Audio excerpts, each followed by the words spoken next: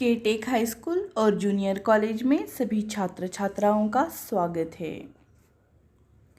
शुभ प्रभात बच्चों, मैं हूँ आपकी हिंदी विषय की अध्यापिका अंजुम काजी। बच्चों, आज की हम हिंदी विषय के ऑनलाइन तासिका में बचाव पाठ का आगे के बचे हुए 2 घटक अभ्यास करेंगे। कल हमने बचाव पाठ में भूकंप इस घटक का अध्ययन किया था। आज हम बाढ़ और सुनामी इन नैसर्गिक आपदाओं का इन घटकों का अध्ययन करेंगे। तो बच्चों देखिए, बाढ़ किसे कहते हैं? लगातार अधिक बारिश होने पर नदी नाले पानी से भरकर बहने लगते हैं। नदी के आसपास के गांवों, बस्तियों, इमारतों आदि में पानी भरने लगता है। फसलें नष्ट हो जाती है। यही बाढ़ है। पानी के बढ़ने की सूचना प्राप्त होते ही हमें सुरक्षित स्थान पर पहुंच जाना चाहिए। तो बच्चों, बाढ़ किसे कहते हैं? अंग्रेजी में हम इसे फ्लड भी कहते हैं।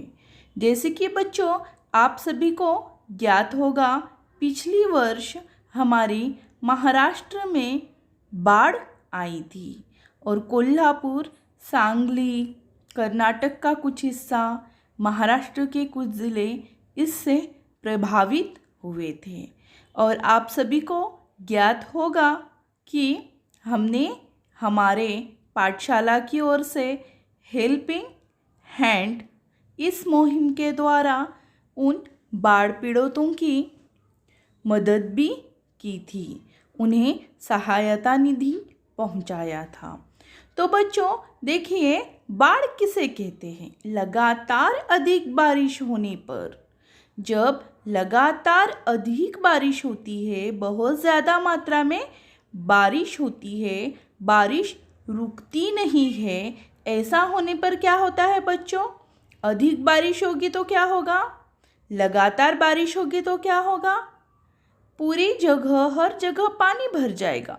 जितना ज़मीन में समा जाएगा उतना ही समा जाएगा, लेकिन एक अवसर के बाद ज़मीन में से भी पानी निकलने लगेगा। नदी, नाले, तालाब सारे भर जाएंगे। अभी ये सारे भर गए, उसके बाद पानी कहाँ जाएगा? तो उसके बाद पानी चारों ओर फैलेगा, भर भर कर बहने लगेगा। नदी, नाले, तालाब, ज़मीनें, गलियाँ, इसमें सारा क्या हो जाएगा? पानी पानी हो जाएगा, जलमय हो जाएगा। तब इसे क्या कहते हैं? इसे ही क्या कहते हैं बच्चों? बाढ़ कहते हैं। जैसे कि आप अपने स्क्रीन पर देख सकते हो। देखिए, सड़कों के ऊपर और बस्तियों के अंदर, शहरों के अंदर किस तरह पानी भर गया है। बसें डूब रही है, इमारतें डूब रही है। इसे ही हम क्या कहेंगे? बाढ़ कहेंगे। बच्चों, आप सभी को पता है कि बाढ़ क्या है? एक नैसर्गिक आपदा है। इससे बचने के लिए हमें उपाय योजना करनी चाहिए। जैसे ही बाढ़ आने की अंदेशा हो जाता है हमें सरकार द्वारा, हमारे शासन द्वारा सूचना दी जाती है। तभी हमें सुरक्षित स्थानों पर पहुंच जाना चाहिए। बच्चों, जब हम बाढ़ से पीड़ित होते हैं तो हमारा बचाव दल, हमारा सलामती दस्ता हमारी मदद करने के लिए, हमारा बचाव करने के लिए पहुंच जाता है। तो बच्चों, हम आगे बढ़ते हैं और इस बाढ़ के बारे में अधिक जानकारी लेते हैं। प्रकृति ऐसी चीज़ है जिसे पूरी तरह समझ पाना बेहद मुश्किल है। जहाँ एक तरफ प्रकृति ने मनुष्य जीने के लिए सब कुछ दिया है, वहीं दूसरी तरफ प्रकृति का भाव ऐसा है कि अगर वो चाहे तो मनुष्य से सब कुछ छीन सकती है। प्रकृति का यह प्रकोप है कि प्राकृतिक आपदा, इसे ही हम नेचुरल डिजास्टर कहते हैं। जैसे कि बच्चों भूकंप है, यह भी एक नैसर्गिक आपदा है। ज्वालामुखी का फटना, सुनामी, बाढ़, सूखा, महामारी, जैसे कि बच्चों आप सब जानते हैं हम पिछले 1 वर्ष से कोविड-19 इस महामारी से जूझ रहे हैं, उससे बाहर निकल नहीं पा रहे। तो इस तरह के बच्चों ये नैसर्गिक आपदाएं हैं। इनसे बचने के लिए हमें उपाय करना चाहिए और हमें जो नियम मिलते हैं उसे हमें क्या करना चाहिए, उन नियमों का पालन करना चाहिए। बच्चों आप अपने स्क्रीन पर देख सक रहे हो, यहाँ पे हमारे भारत देश में आई बाढ़ के बारे में मालूमात है। जैसे कि आंध्र प्रदेश, केरल, तमिलनाडु, महाराष्ट्र, गुजरात, मध्य प्रदेश आदि इन प्रदेशों में बाढ़ आई थी। हर वर्ष किसी न किसी प्रदेश को बाढ़ का सामना करना पड़ता है। धरती के बड़े भूभाग में किसी कारण से हुए जल भराव जिसमें को जान माल व जनधन की अपार क्षति होती है, उसे हम क्या कहते हैं बच्चों, बाढ़ कहते हैं।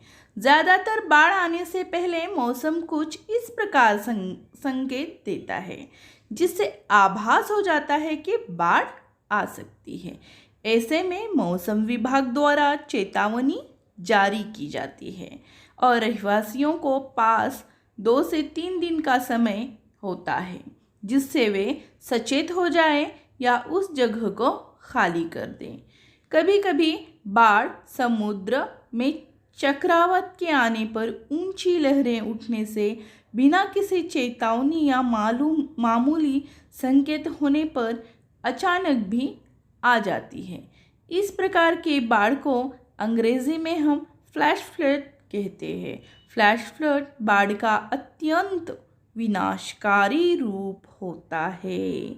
यह बाढ़ कई फीट लंबी होती है और यह अपने रास्ते में आने वाले हर एक चीज़ को मिटा देती है। देखो बच्चों कितनी खतरनाक यह बाढ़ होती है। लोगों की ज़िंदगी जो है, उनका जीवन है, पूरा अस्त व्यस्त हो जाता है। तो इस बाढ़ से बचाव के लिए हमें वृक्ष नहीं तोड़ने चाहिए, पेड़ पौधे लगाने चाहिए। बच्चों आगे बढ़ते हुए हम सुनामी इस घटक का अध्ययन करेंगे। बाढ़ का ही एक भयानक रूप बहुत बड़ी मात्रा में मतलब सुनामी। हम देखते हैं सुनामी क्या है। समुद्र के तल में भूकंप आने पर ऊंची ऊंची लहरें उत्पन्न होती हैं, यही सुनामी है। सुनामी की सूचना मिलते ही तटवर्ती प्रदेश में रहने वाले लोगों को तुरंत ही सुरक्षित स्थान पर चले जाना चाहिए। हमें समुद्र तट को पाट कर बस्तियां नहीं बनानी चाहिए। सुनामी की पूर्व सूचना देने वाले यंत्र आजकल विकसित हो रहे हैं। बच्चों सबसे पहले सुनामी, आप इस शब्द को देखिए तो यहाँ पर खामोश है, यानी तो यह लेटर, तो यह वर्ण यहाँ पर साइलेंट है। समुद्र आप सबको पता है। पाट कर इस शब्द का अर्थ है समुद्र के किनारे, समुद्र की जगहों पर, समुद्र के आसपास बस्तियां बनाना। और बच्चों जो तटवर्ती प्रदेश यानी समुद्र के आसपास वाला भाग जहाँ पर मानव बस्तियां होती है। तो बच्चों सुनामी भी एक भयंकर चीज़ है। जैसे कि आपने सुना, यह समुद्र में उत्पन्न होने वाले भूकंपों से होती है। समुद्र में जब भूकंप होते हैं, लावारस जब पूरी ऊर्जा मुक्त होती है, तो समुद्र में पूरा क्या हो जाता है, खलबली हो जाती है। ऊंची ऊंची लहरें पानी की उत्पन्न होने लगती है। वैसे तो बच्चों यह एक नैसर्गिक आपदा है, हम इसे रुका नहीं सकते, लेकिन इससे बचने के उपाय हम ढूंढ सकते हैं और अपना बचाव कर सकते हैं। तो बच्चों, जो समुद्र तट के किनारे रहने वाले लोग हैं, बस्तियां हैं, उन्हें पूर्व सूचना मिलने के बाद तुरंत ही सुरक्षित स्थान पर जाना चाहिए। और बच्चों, सुरक्षित स्थान पर अपना बचाव करना है। तो सुनामी की पूर्व सूचना देने वाले यंत्र भी आजकल क्या है बच्चों, विकसित हो गए हैं। बच्चों, आप अपने स्क्रीन पर देख सकते हो सुनामी की कुछ तस्वीरें। देखिए समंदर में कैसी ऊंची ऊंची लहरें उठ रही हैं। हर तरफ पानी ही पानी दिखाई दे रहा है। और सुनामी चले जाने के बाद जो हालात होती है, जो नज़ारे होते हैं बच्चों, वह बहुत ही दर्दनाक होते हैं। पूरा अस्त व्यस्त हो जाता है, सारी चीज़ें टूट फूट जाती है। बच्चों, सुनामी की जब लहरें आती है तो अपने साथ वो हर एक चीज़ को बहा ले जाती है। कोई भी डट कर सामने खड़ा नहीं हो पाता, चाहे वो बड़ी बड़ी इमारतें हो, बड़े बड़े पेड़ हो, इंसान हो या कोई मशीन हो।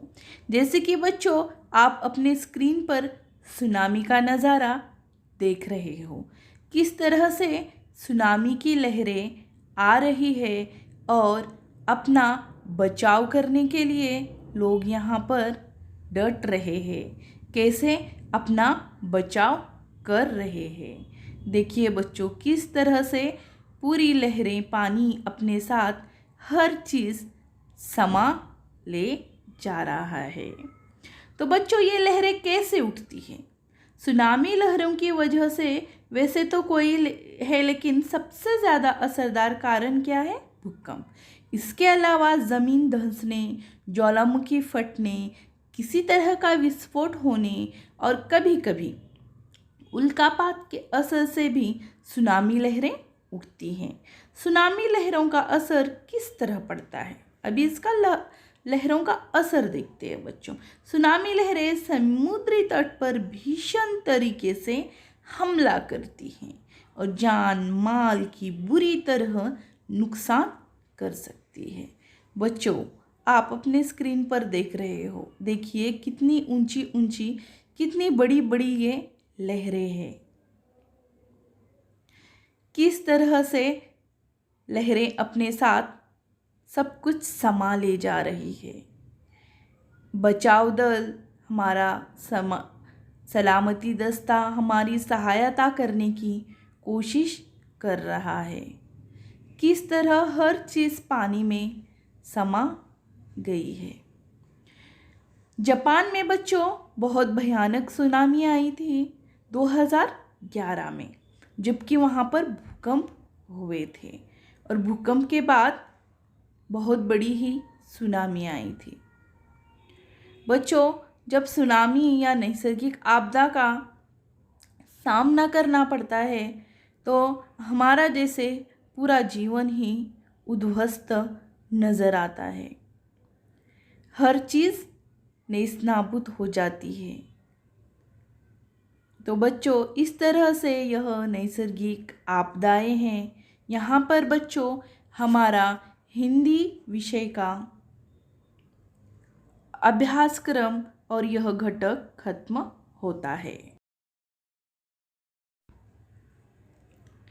बच्चों, इस पाठ से हमें नैसर्गिक आपदाएं कैसे आती हैं और इसका बचाव हम कैसे कर सकते हैं, यह बहुत अच्छे से हमने सीखा। और हमारे जीवन में ऐसी आपदाओं का सामना न हो, यही प्रार्थना हमारी है।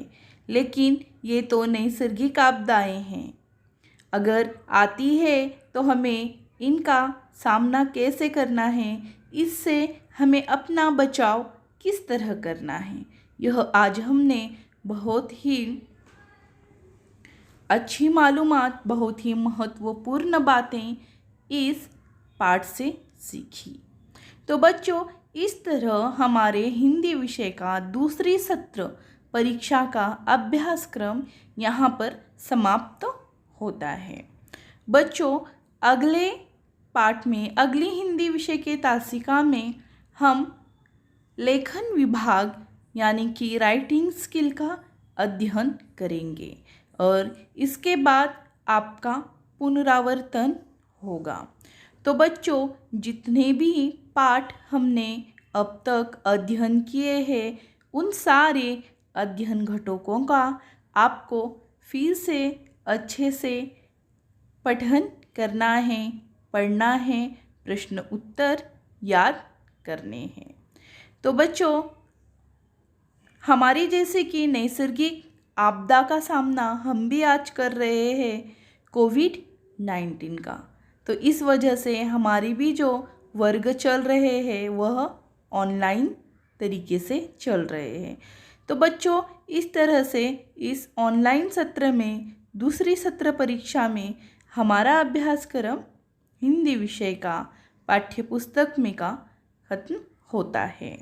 धन्यवाद बच्चों, आप अच्छे से पढ़ाई करें और अच्छे से आपकी परीक्षाएं हो। आपको बहुत बहुत शुभकामनाएं और आप सबका बहुत बहुत धन्यवाद।